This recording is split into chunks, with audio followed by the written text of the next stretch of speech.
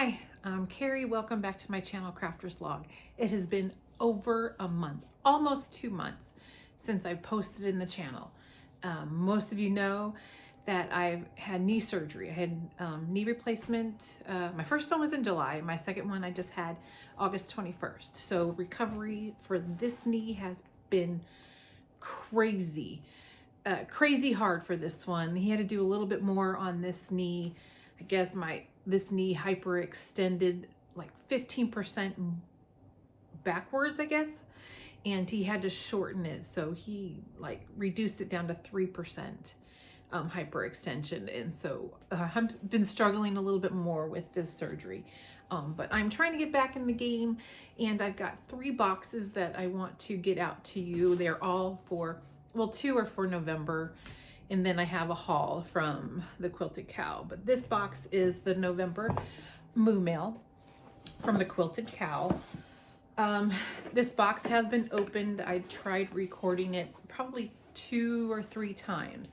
The lighting was horrible. Everything was just horrible. And so I rearranged a little bit in my office. Try to get some better lighting just to show the fabric a little bit better, because it's about the fabric. You can see the hot mess that's around my office. I'm not worried about that. I just want to make sure that you're able to see the quality when there is one good quality, depending on the fabric that we get. And so I rearranged it, and so this box has already been opened. There's no surprise on this one. I can already tell you that this box will be a giveaway that I'll probably do in sometime in December when I get everything else organized and I'm ready to set that up. But on to the Quilted Cow. So the Quilted Cow, they'll give you they'll send you 2 projects. They'll do a this or that. So this one we have a prairie pillow, or that a prairie pouch. This is fabric featuring Melissa Gilbert's Walk on the Prairie. Did you get this box? Do you like the fabrics? Are you fond of it? It's a little old school to me, but we'll get to the fabric here in a second once we get to the bottom of it and see all the goodies that do come with it. Now, the first thing, which I didn't know these things even existed, I thought they were heat-resistant gloves. Machine quilting gloves. Never. It was weird to me. I just never thought that you would need gloves when quilting, but I guess it makes sense with the grippies on the fingers. It helps push everything through. Do you use these? Are they good? Not particularly on the brand, but is it good to have gloves on when you're working big projects? Or are they good even when you're working small projects? Our next item is a custom pin keeper. So it's got the Quilted Cow right there. The little wooden bin. Little felt pad right there to put your pins in. Stick your pins. So I don't know if it goes up or down, but either way, pretty handy. Always gotta love the pins, especially in my office. Most of you know that I have cats, and my cats love to be in here. I have been shutting them out when I'm working on projects, just because I don't need the hair on stuff that I'm selling or giving away as gifts. Then we have this cute little journal. I can't write what's in my heart because I can't get through. Oh my goodness gracious, words are hard today. I can't write what's in my heart because I can't get the words to come out at the end of my pencil. Laura Ingalls Wilder. That's a pretty maroon. I like that color, or red. It's maroonish, reddish. And it's just a simple notepads. And I plan on using this. Actually, nope, I can't use this. It's gonna be part of the giveaway box. I have other journals. Don't mind them at all. Then we have this cute little quilt notes.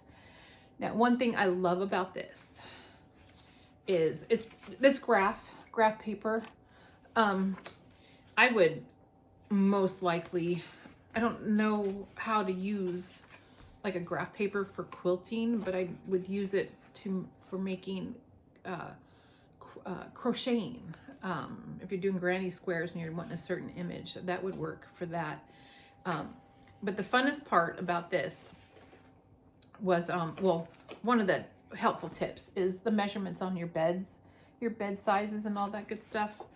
That way, if you're needing to make a blanket for any size, the little cheat sheets right there. but I was reading on the back side of it. It's got acronyms for quilters. Okay. This was hilarious because I was reading, some of them I know, BOM, block of the month. That was a no-brainer. DSM, didn't know, domestic sewing machine. Funniest one, I think the funniest one on here, there's two of them I think that are super funny. Fart, F-A-R-T. Can you guess what that stands for? So fart, fabric acquisition road trip. So my thought is, I have a couple friends that have joined my Discord channel that I met through my YouTube channel, and one is a quilter and one is she does scrapbooking and makes paper cards and all that kind of stuff. And I just thought that it would be cool if we can get a group of people together, and I want to make shirts that say fart or bust on it. I think that would be fun. Even the shoe polish on your window, fart or bust. We can just hit up different quilt shops around the states. I'm in Southwest Missouri. I'm willing to travel when it's warmer, because it's cold. I've got my hoodie on. I had to pull out my husband's little mini fireplace thing in here. It's freezing in my office because there's lots of windows and there's just not a whole lot of sun right now. Okay, but anyways, back. Fart. Fabric acquisition road trip. I am game on for that. FOB. I have a huge, this is me to a T, FOB. Fear of binding. Everything that I've made so far, I have not bound it myself. I've made, nope, I'll do hot pads, but I'll do it where you just flip them inside out and then you just put a seam around it and that's it. So there's no binding. Not quite sure how that'll work for a quilt though. Yeah. And then the other one, pigs.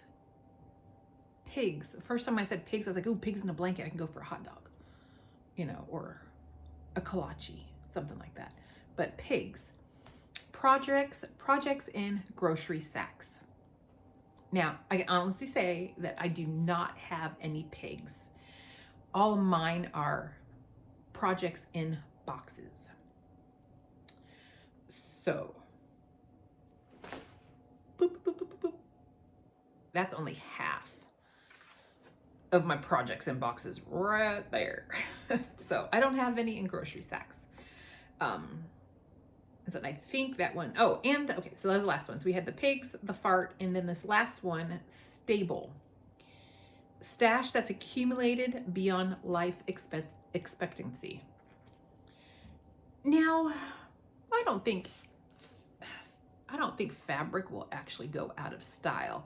Now, I have gotten some from my mother-in-law that looks completely old school, something that I won't use per se, but I keep a hold of it because if somebody likes strawberries, then I may tend to make them something that's strawberries. But yeah, stash. And then any other ones? Yeah, no, those were the funniest ones. It was fart, pigs, and stable. We all know WIP, work in progress, WOF, width of fabric. And some of them I didn't know, like QAYG, quilt as you go. That would be fun. I don't know what that really is. LQS, local quilt shop. Anyways, anywho, next item, fabric glue.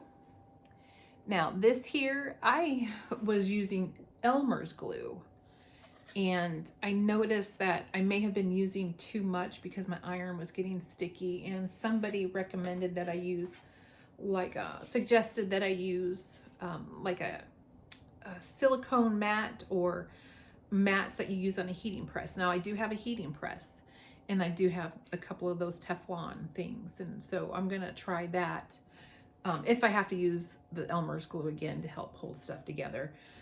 Otherwise, this here, I hope that works really, really well.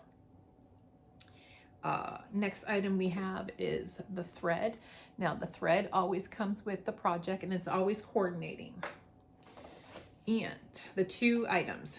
Now the patterns, so you do get your patterns in there. Here's a better picture of the prairie pillow, which I don't mind it.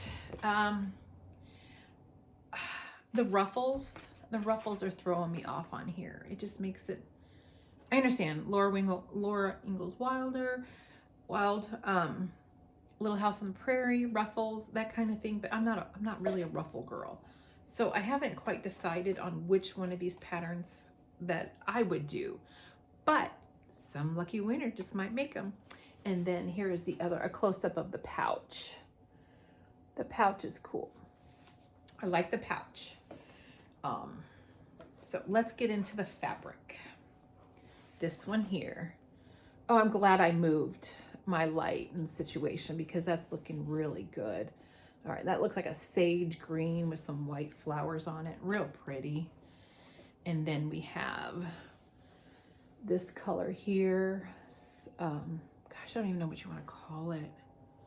It's not a pink because it's a rose. Maybe a rose. That makes sense. Makes sense almost because then it matches up with this floral here, this is real pretty. I really like that. That's real pretty. I think it was just the ruffles were throwing me off. And then we have, what else we have? We have just some white, like little polka dots. And then here's a solid white, probably for your lining on one of the projects. And then we've got some stabilizer here.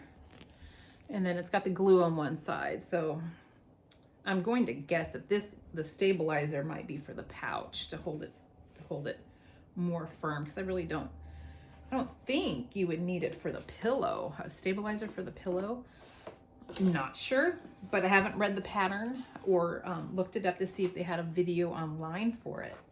So you got your fabrics, you got your two journals, notebooks, you got your glue and your thread, handy dandy quilt gloves, and your two patterns.